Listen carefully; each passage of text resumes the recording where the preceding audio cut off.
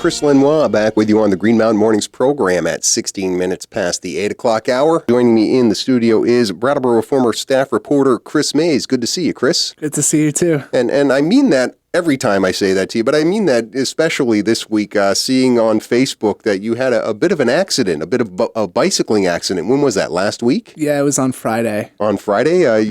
What you can remember of it, share with people out there, if you would. I guess I went off a berm and I was moving pretty fast. I've been riding this one trail almost back to back every time. It's newly built, and I guess we're just riding it at a pace that's a little too fast now. Right. So some mountain biking, some literal mountain. People buy mountain bikes and then they just kind of ride around town on them, but you actually go off road. Yeah. This is just completely downhill. You know, you take the lift up and you go down as fast as you can. And we're wearing, full-faced helmets. So people keep asking, were you wearing a helmet? Yeah, of course I was. Absolutely, yeah. For this kind of thing, you have to be wearing a helmet. Now, this wasn't a competition, was it? Or was it? No, I was just riding with my friend. He hasn't been out all year, and I was so excited because he shows me some of the good lines, the best ways to get down and the smoothest paths. And I guess we just got moving a little too fast, and I bumped my head. I got to get a new helmet now. Yeah, the helmet broke. It didn't break, but it's good to get a new one if it sustains something like that. Good advice for people out there. And you did have a concussion. Brattleboro Memorial Hospital had a patient over the weekend in you. Yeah. I wasn't completely there for a while. They kept asking me what year it was, and I kept thinking it was 2017. I love that part of it, that you were going into the future rather than in the past. Yeah. But I kept getting other things right. Who's the president? Who's the vice president? Yeah. So. And the chord fingering for guitar playing, as you were saying, too. Yeah, I was remembering how to play some of the more difficult jazz chords that I've been learning, and because I was frightened I wasn't going to be able to play again, and then I started going through the scales, playing air guitar in the hospital bed. Well, and you remembered how to form complete sentences because you're still writing for the Brattleboro Reformer despite this accident, and glad to know it wasn't more serious than it was. Glad to know you're okay, and appreciate you making your way in here this morning.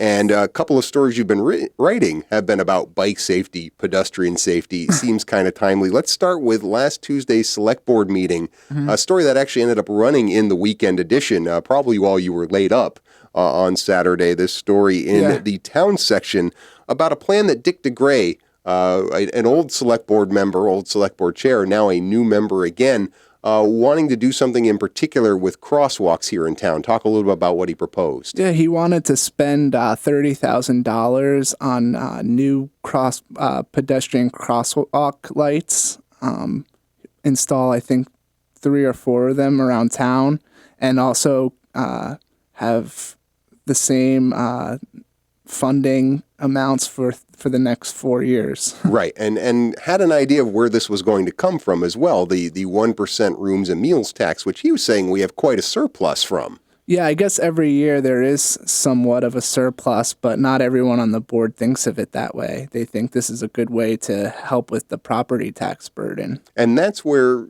this went from your standard select board meeting into something that was actually a little bit more interesting. I mean, a lot of times you watch these select board meetings and you hear a lot of exposition as to why they're making a decision, and that's important because it's all in the sense of transparency. But there was a real back and forth here between Dick DeGray and the other members of the board about some of the priorities, as well as how they spend money, as well as how they decide to spend money. It's worth going back.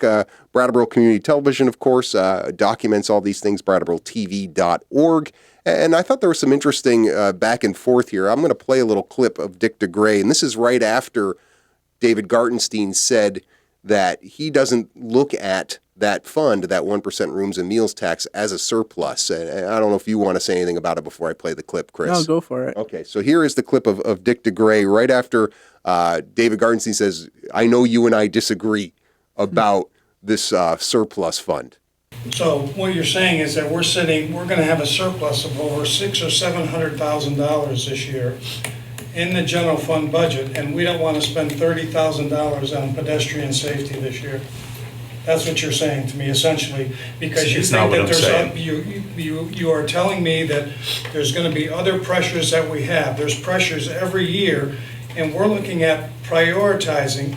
And so pedestrian safety, to me, is as important as the police fire station project, as buying a truck for whatever department needs it. And to say that using these funds isn't an essential use, I'm looking at this as an overage, and that's why I asked John about the question here. I could have said, let's make a motion to take money out of the budget, and then we'll go to town meeting and ask them to authorize us to spend money. I chose it to do it this way because I know that there's going to be a surplus of revenue here. And again, that was Dick DeGray. You heard Chair Gartenstein in the middle of that too, and he kind of, gave him that. So what you're saying to me is you're against pedestrian safety kind of question, which is pretty confrontational for a select board meeting, but lent a certain amount of drama to it. Yeah. Ultimately, it didn't sound to me like any of the select board members in attendance, David Scholes was absent, really saw it the way Dick DeGray saw it. Was that your take on it too, Chris? Yeah, pretty much. Kate O'Connor was talking about her worries about setting a precedent, with this type of funding. Yeah. Yeah. But John Allen seemed to be trying to strike a bit of a compromise in the situation. Do you think that seemed to have a little of impact on Dick in terms of trying to be a little bit more, I don't want to say reasonable, because I don't think Dick was being unreasonable here. He's just taking a different tack. But John was trying to strike a compromise with the board.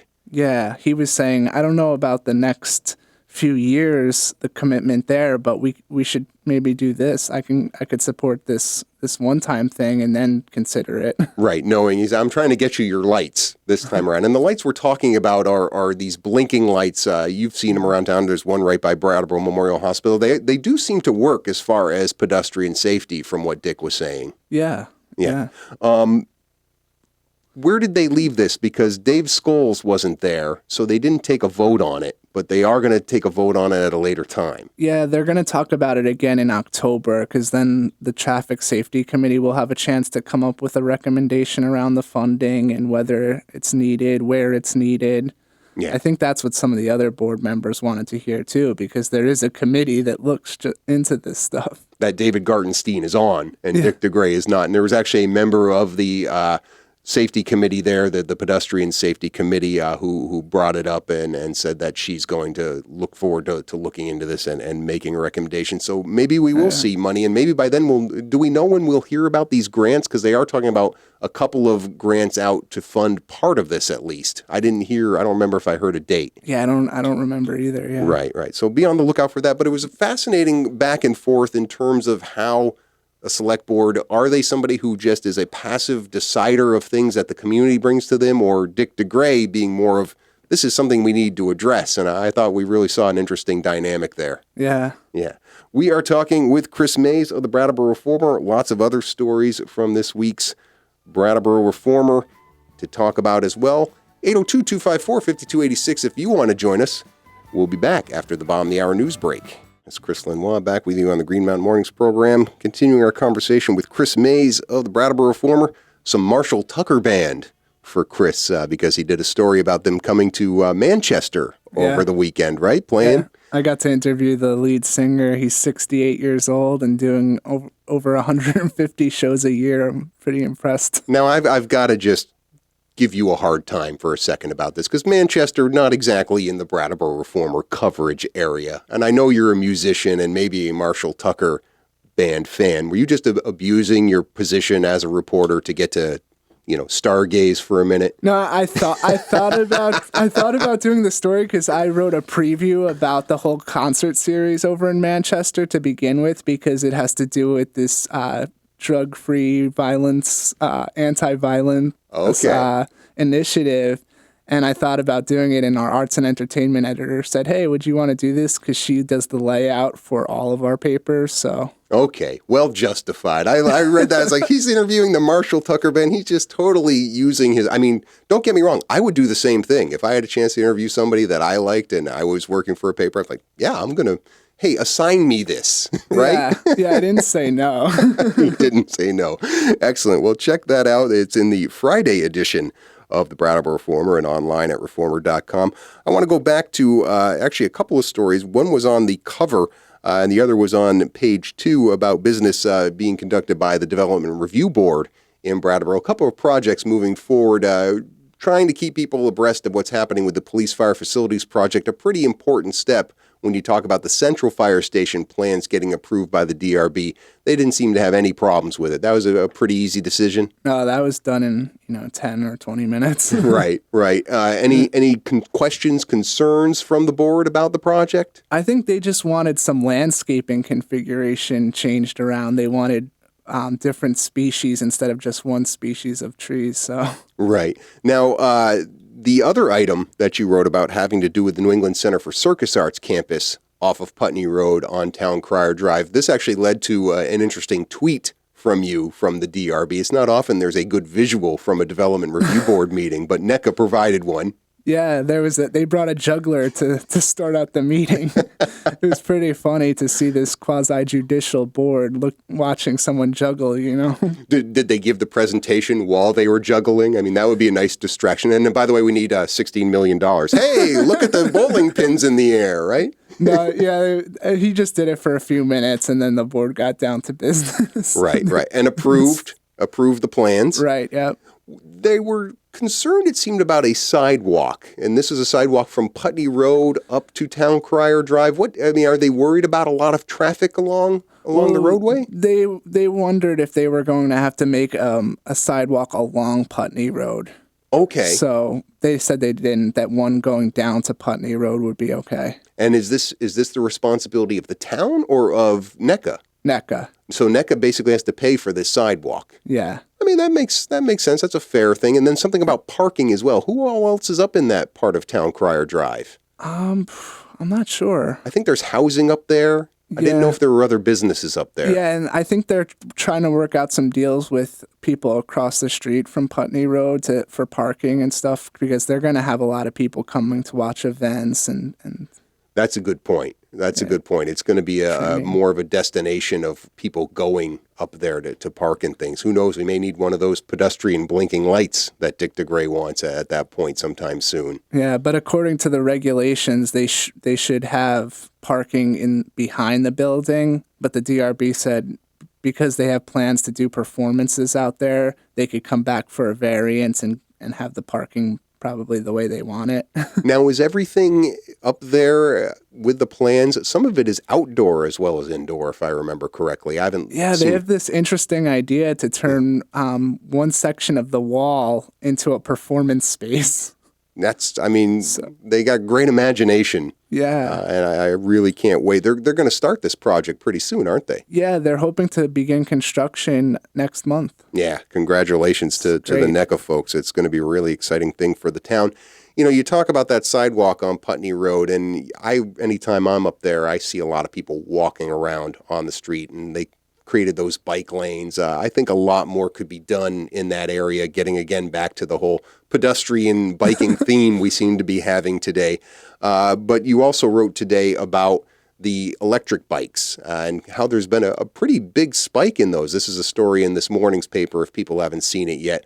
But talk a little bit about the e-bike phenomenon here in the town of Brattleboro. Yeah, I guess this guy, Dave Cohen from V-Bike, which is the V-Bike, excuse me, right? Yeah. Well, it's the state initiative to get more people using bikes as transportation, and he's from Brattleboro. You probably see him riding his electric assist bike around, and he's saying that in Brattleboro, it's almost like we're the model for the rest of the state because of how many people are adopting this electric assist type bike, which can get you up hills and around with cargo easier and not showing up to work all sweaty. Right. Lord knows we have plenty of hills in this town to navigate.